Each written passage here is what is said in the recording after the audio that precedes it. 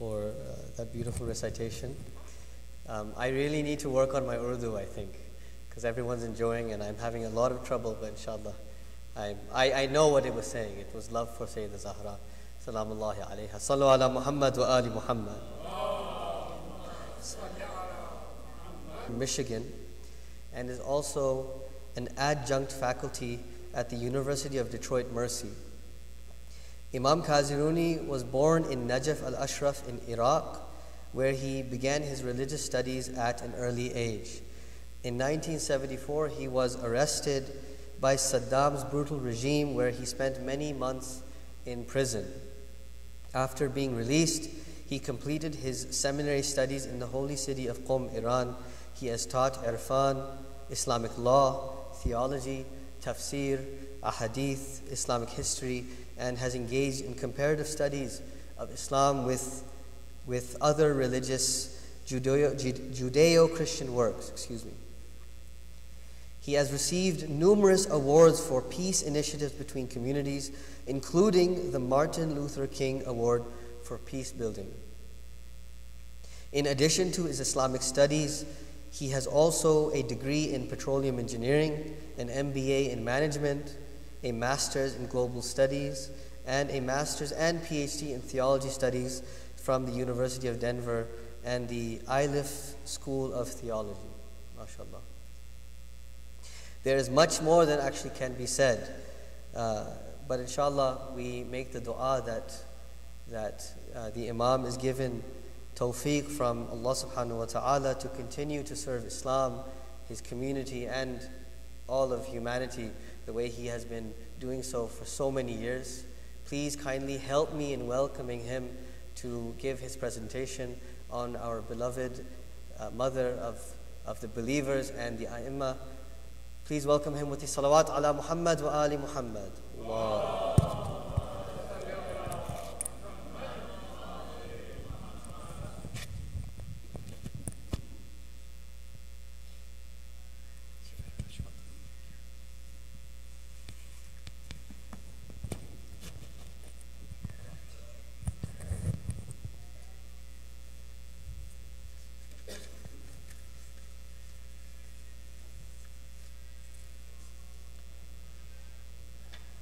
بسم الله الرحمن الرحيم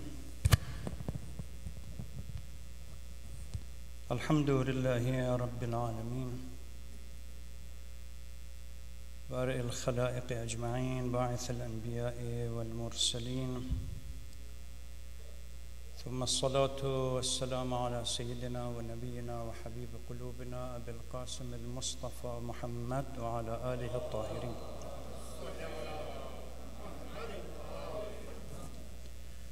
Best praise belong to Allah subhanahu wa ta'ala, the creator of everything, the one who dispatched all the messengers and the prophet for human guidance. We convey our salutation and greeting to the Holy Prophet of Islam and his pure progenies. قال رسول الله صلى الله عليه وآله وسلم إني تارك فيكم الثقلين أو ثقلين كتاب الله وعترتي أهل بيتي ما إن تمسكتم بهما لن تضلوا بعدي أبدا وإنهما لا يفترقان حتى يردا علي الحوض. Indeed, I'm leaving among you the two weighty ones, my itra, Ahlul Bayt, as well as the book of Allah subhanahu wa ta'ala. They are inseparable, and so long as you adhere to them, you will not go astray. It's appropriate, since we are gathered here to celebrate and commemorate the life or the birth of Fatima Zehra salamullah alayha,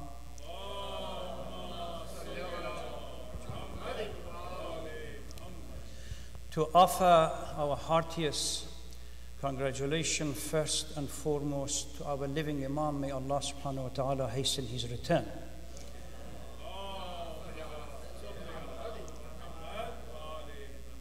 And to everybody else, brothers and sisters here I'm grateful to Maulana Faizi, Maulana Sayyid Suleiman, and Maulana Sheikh Arastu. I miss him because he left Dearborn few months before I walked in. So I've heard so much about his work. So I was thinking that if he is around, we could create a team, but unfortunately, he just escaped. So I understand after living in the community why he did so. I'm grateful for the invitation, and it's an honor to be here. It's the first time, I believe, Maulana, that I have come to this wonderful house of worship. And inshallah, it will not be the last time, so there is hope. It would be very challenging to examine the life of individuals that have made substantive and concrete contribution to the well-being of human being and human society for many reasons. It is problematic because of the complexity of the nature of the individuals. The more multifaceted and multidimensional individuals are, the more challenging a task to be able to address these individuals. So intrinsically, most of us are one-dimensional. We can go through our history very quickly. Little bit of contribution doesn't take much. You look at the bio or the CV, that's it. But the more complex the character becomes, the more challenging and difficult and problematic the task becomes to be able to address them. Because finding a narrative that captures this complexity on the one side, and at the same time to give justice to their contribution, is not an easy task. Number two challenge that we have to deal with when we come to address these kind of characters, since we don't live in their time, normally they have lived in the past, we have to look at historical document and look and see how historians have presented them. This by itself creates a challenge. Most of these historical documents began to be developed and compiled few years, if not decades, and sometimes centuries after the person has passed away. For the Shia community, at least, the presence of the Imams for 250 or 255 years, whatever, gave us an advantage that the main center of knowledge is available, we could go to.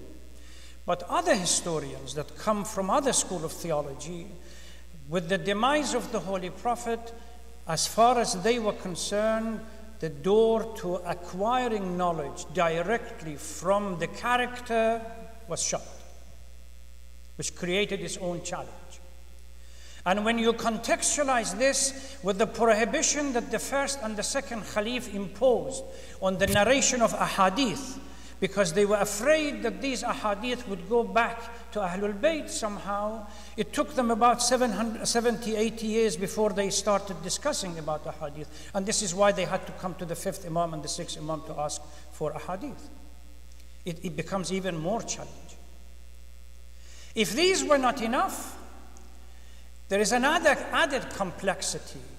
The orientation of an individual that we want to speak about, whether it's political, religious, theological, leads to some kind of a structure that ultimately the society is divided between friend and foe, and distortion takes place by both sides. They go the foe goes to the extreme of somehow reducing the importance and the impact of these individuals, and on the contrast, the friend is going to the extreme of making them holier than holy beyond the role that they were supposed to play in life. The life of Fatima Zehra, Sayyidah Fatima Zehra, is a case at hand. If we look at her life right from the beginning of her birth up to the moment of her death and martyrdom, she goes through a number of phases. And unfortunately, this morning we were discussing this issue with Maulana Faizi, as he was kind enough to come to the airport and bring me in, so we had the opportunity to discuss a few things. Unfortunately, with regard to, there is a misconception that they look at the life of Fatima Zehra as if it is monotonous, just single life.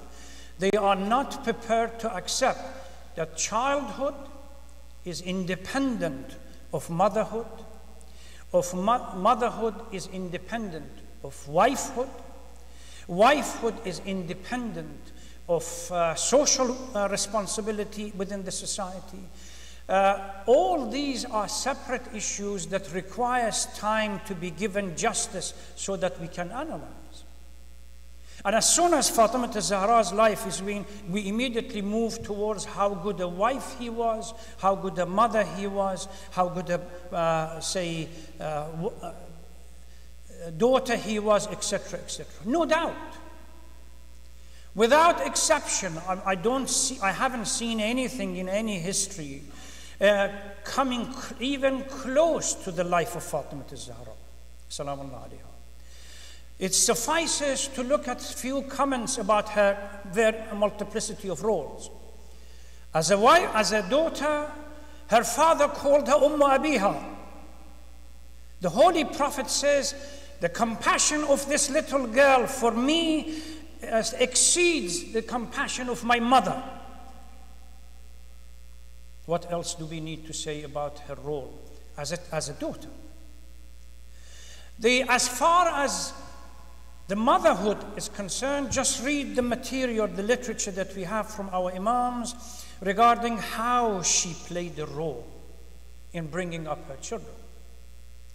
As far as partnership and being a wife, Amir al-Mu'mineen salawatullah salamu alayhi, after her martyrdom, laments her absence. And he says, I miss her. She brought smile to my face every time I suffered from crisis outside. And she made that little house and little shared life that we have better than was expected. So when we say the complexity of her character is not because we are unable to acknowledge it. No, we have it. What we need to focus upon, that in addition to the motherhood, in addition to the daughterhood, in addition to the partner, she also was a scholar. She taught, she educated. During the war, she acted as a nurse, and she went around looking after the injured. When she was in Medina, during the life of the Holy Prophet, she organized classes for the women of Medina to be educated. Her social responsibility is well known in the Quran. وَيُطْعِمُونَ الطَّعَامَ عَلَى حُبِّهِ مِسْكِينًا وَيَتِيمًا وَأَسِيرًا. We have heard mothers taking a piece of bread out of their own mouth and giving it to the poor, but at the same time leaving something for their own children. Not this mother. She had only one piece of bread that was supposed to be divided between herself and the rest of the family, gave the bread to the poor, the needy, and they broke their fast with water. We really, it's all there. But in addition to this, there was another part to her character, which came out during the last 3 months of her life. That is the theme where I want to focus upon. Let's go back in the light of what I have said to the hadith from the Holy Prophet. إِنِّي تَارِكٌ فِيكُمُ الثَّقَلَيْنِ or ثِقْلَيْنِ. Kitabullah wa itrati. Two issues the Holy Prophet reminds those who listen to the hadith. Number one, that itra, Ahlul Bayt and Quran are inseparable. That requires another time for discussion. But the second part is something that I believe becomes the theme for this gathering and the theme of my presentation and the other speaker that is coming after me. The second theme is how Ahlul Bayt should be used as the role model for the society. Ma in tamassaktum bihima lan tadallu abada. As long as you grab to these two weighty pillars, you will not go astray. Remember, every faith that comes sees a discrepancy between what we call the real and the ideal.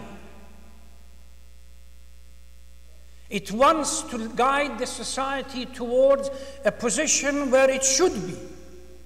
And yet, it understands and acknowledges that where they are is far removed from what there should be. They say the positive, the real, compared to the ideal, and then they come up with prescription how to transform the real into the ideal.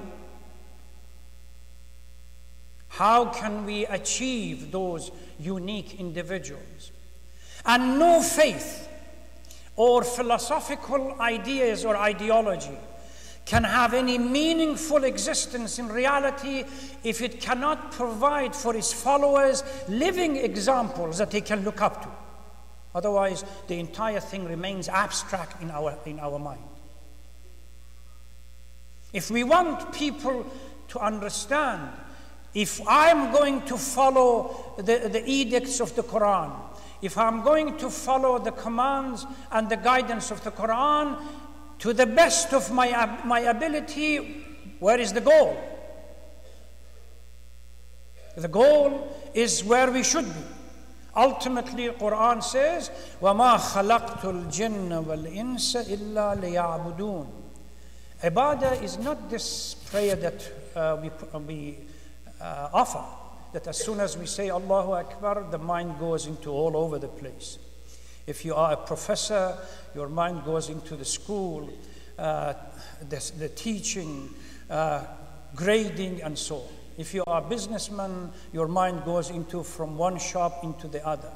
And tomorrow is 4th of April, IRS needs the tax and everything else. Have I organized everything or not? That's not the prayer. But Quran means to submit. وَمَا خَلَقْتُ الْجِنَّ وَالْإِنسَ إِلَّا لِيَعْبُدُونَ means so that everything submits to the command of God. Role models are those that truly embody that submission. When you have an individual that says, قُلْ إِنَّ صَلَاتِي وَنُسُكِي وَمَحْيَاي وَمَمَاتِي لِلَّهِ رَبِّ الْعَالَمِينَ, everything that I have, you become the role model. Gender, whether you are male or female, is incidental or academic. These are created as role models. وَلَكُمْ فِي رَسُولِ اللَّهِ. This has the issue of role model has been sanctioned by Quran. وَلَكُمْ فِي رَسُولِ اللَّهِ أُسْوَةٌ حَسَنَةٌ. If you're really looking for, searching for a role model, the Holy Prophet himself and Ahlul Bayt. Because they embody the essence of Quran. Those of you who have read the Battle of Siffin, when Amr ibn As put the Quran on the spears and tricked everybody, shallow-minded so-called followers of Ali, that, well, let's let Quran be the judge between the two of us. What did Amir al-Mu'minin respond? These are nothing but pieces of paper. I am the living Quran. They embody the reality of Quran.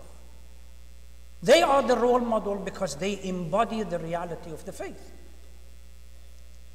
So the notion, when we see the Holy Prophet in this hadith that says, إِنِّي تَارِكٌ فِيكُمُ الثَّقَلَيْنِ وَالثِّقْلَيْنِ كِتَابَ اللَّهِ وَعِتْرَتِي أَهْلُ بَيْتِي مَا إِن تَمَسَّكْتُمْ بِهِمَا.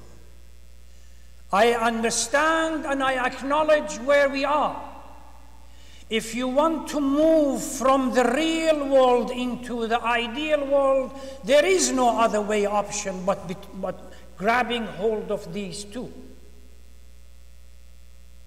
Now, Fatima Zehra, unfortunately, suffers with all the problems that we had with regard to the history, the complexity of her character, how, particularly during the life of Khulafa, Bani Umayyah and Bani al-Abbas, they tried to demean her and demean her character and marginalize her, to the point that even a female that stays in Medina for 6 days, their books narrate from them more than they narrate from Fatima Zehra.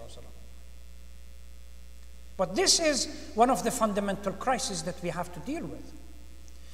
What we need to do is to look at her life, the 3 months. I intend to focus on it and see how she challenged the established order. Her ribs are broken. She already had a miscarriage. Yet, she goes to the mosque challenging the political establishment for being anti-Islamic. أفي كتاب الله يا ابن أبي قحافة أن ترث أباك ولا أرث أبي.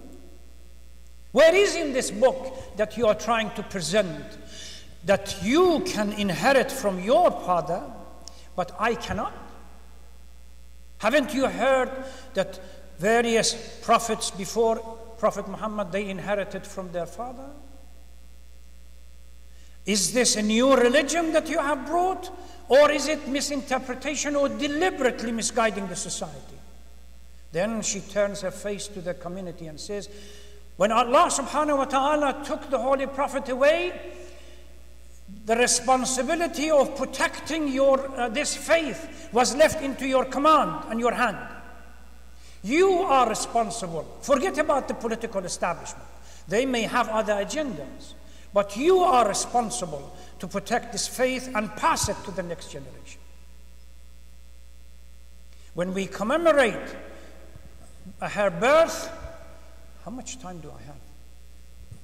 They say it's the most agonizing experience when you allow a speaker the freedom of the podium and then say 10 minutes, 15 minutes, or 20 minutes. So I really want the brother to tell me how much time. I should have taken my watch out and watched my own time, but how much time do I have? 15 minutes, okay, good. So we have still a latitude that we can extend or contract. So when she goes to the mosque, it's not a woman that cares for her own right. Let's look at the issue of fadak that she took up to go to the mosque. Fadak was in the hand of Fatima Zehra salamullah alayha during the life of the Holy Prophet. She used to get whatever wealth coming out of fadak and distribute it between the poor and the needy of the society at that time. It wasn't an inheritance that after the demise of the Holy Prophet, in the state of the Holy Prophet being given to the inheritance for somebody to go and become khabar wahid, as we talk about it in our own usul, khabar wahid. Nobody else had heard this hadith but the first Khalif, that we Prophet, do whatever we leave as sadaqah. Let us assume that there is such a hadith. But this was not part of the state of the Holy Prophet that to be divided. It was given to the Prophet, to Fatima Zehra during his life. So she had full command. It was the Holy Fatima Zehra knew that this is a coup d'etat, to put it mildly, with an agenda of Jahiliyyah, and they are prepared to use all the pretexts that you can imagine not to allow Ahlul Bayt, particularly Zahra salamullah alayha and Amir al-Mu'mineen, to have any opportunity to challenge the established order.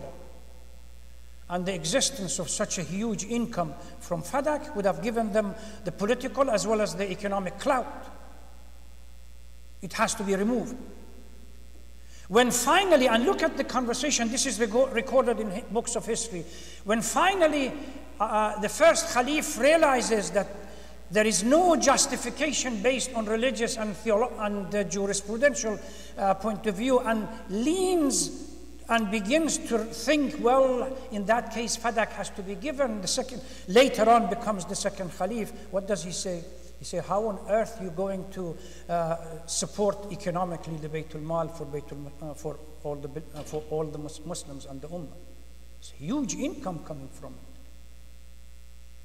Zahra goes to the mosque, ignoring the political establishment, reminding people that were sitting there that who I am. Ayyuhan nas, inni Fatima. That is more than enough as an introduction for herself. Historians claim as soon as she began, كَأَنَّ عَلَى رُؤُوسِهِمُ الطَّيْرُ, as if there is a bird on their head, they cannot move. Absolute silence. And she went through all the basic, as far as Quran, Hadith, and everything else.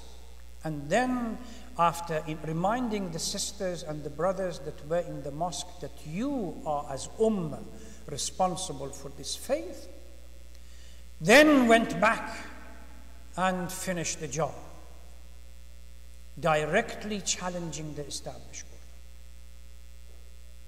that you have no legitimacy whatsoever. But they insisted. It's an opportunity that they don't want to miss. They insisted. She tried again. There is a hadith, historians claim that Amir al-Mu'mineen salawatullah salam alayhi, she used to ride on a donkey and walk and be driven to various houses to remind the people of Medina what happened to your allegiance to Ahlul Bayt in the issue of Ghadir, which is only a few months before.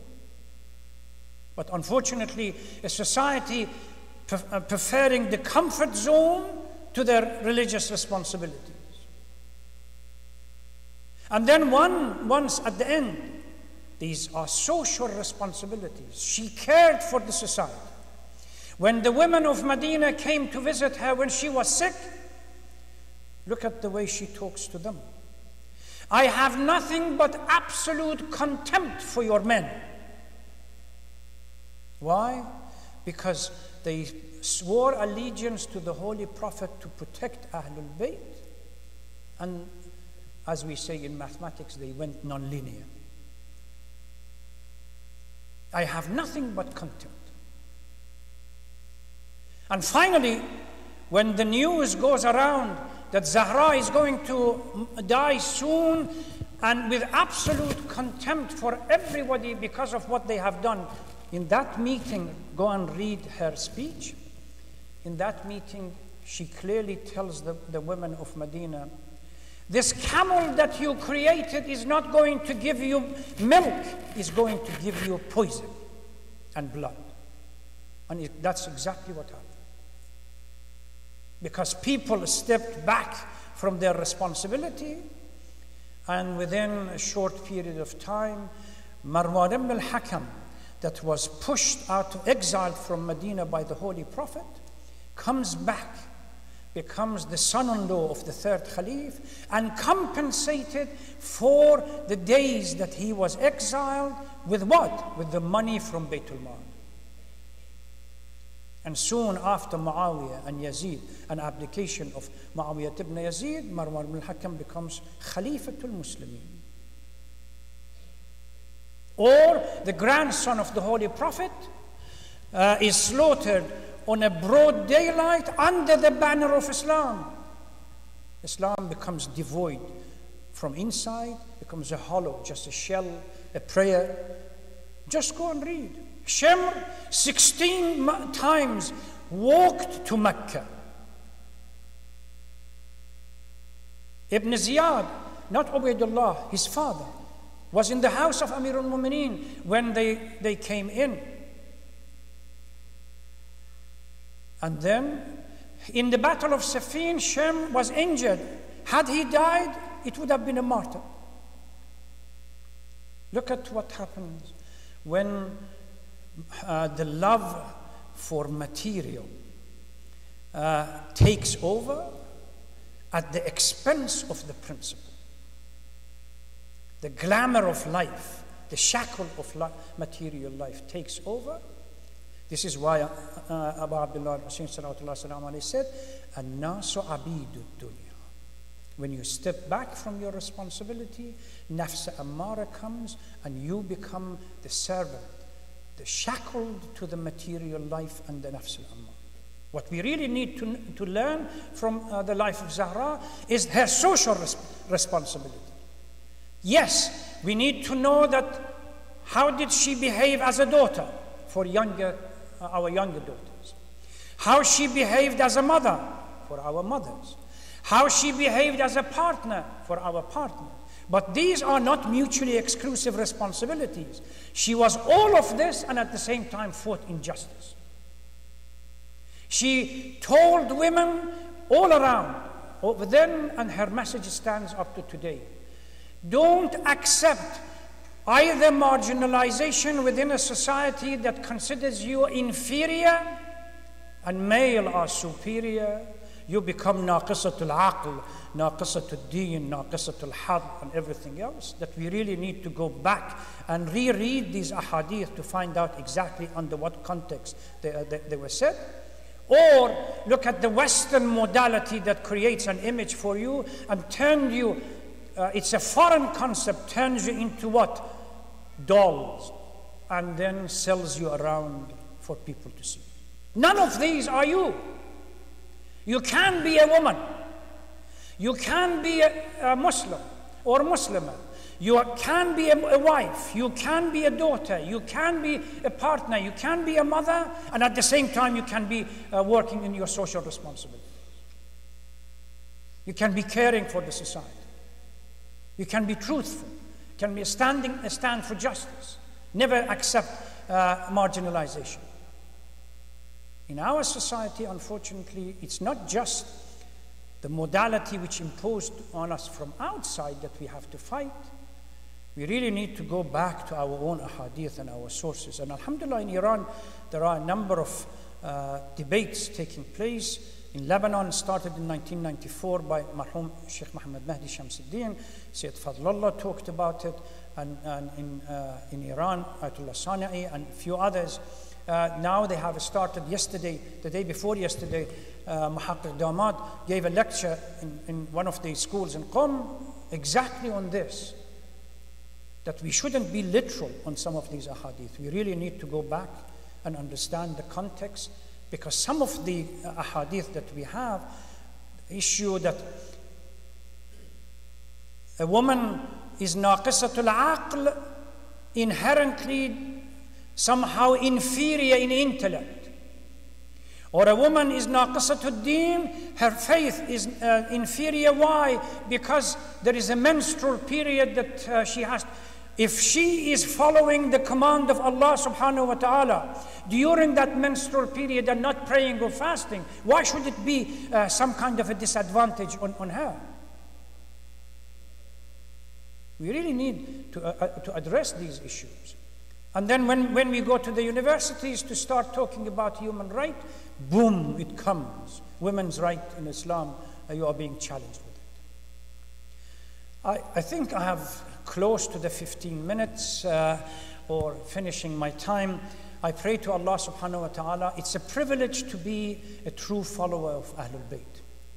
But particularly one thing that we have to be conscious of or remind ourselves, that Ahlul Bayt are not some kind of an adornment that we worship or we like and then we put it onto the mantle in our house until the next occasion, whether it's Muharram, Safar, or another occasion that we bring it out.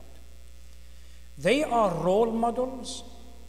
They are role models, technically, linguistically, means individual or group of people that they have unique character, value, behavior that either individual or group can copy because they aspire to be like them. If we want to be anywhere close to Ahlul Bayt, There is no other alternative but to begin implementing some of their characters in our life. May Allah bless you all. Thank you very much. Wassalamu alaikum wa rahmatullahi wa barakatuh. Actually, our youth. We have with us today Brother Amin Asir, founder